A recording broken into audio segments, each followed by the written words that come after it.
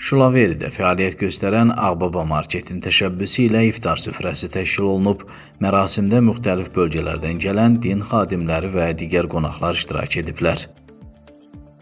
Mərasim zamanı çıxış edən natiqlər bildiriblər ki, bu kimi tədbirlər yalnız oruc açmaq üçün deyil, həm də cəmiyyət arasında birlik və həmrəyliyi gücləndirmək məqsədi daşıyır.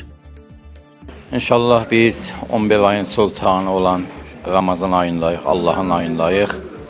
Əvvəlcə bu ayda tutulan oruçları və qılınan namazları Allah dərgahında Allah'tan qəbul olmasını diləyirik.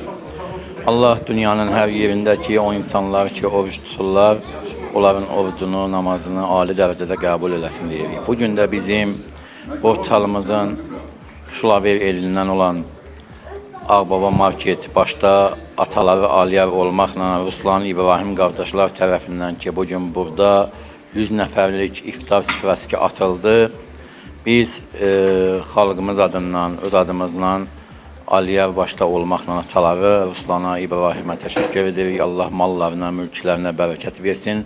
Onlar nəinki hər il Ramazan ayında, eyni zamanda da müsəlmanların ehtiyac olan yerlərə özləri yardımlarını da eləyirlər, maddi və mənəvi dəstək də göstərirlər.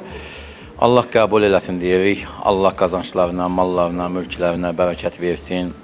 Qeyd edək ki, Gürcüstanda iftar süfrələri Ramazan ayının sonunadək müxtəlif təşkilatlar, fərdi şəxslər və dövlət qurumlarının təşəbbüsü ilə davam etdirilir.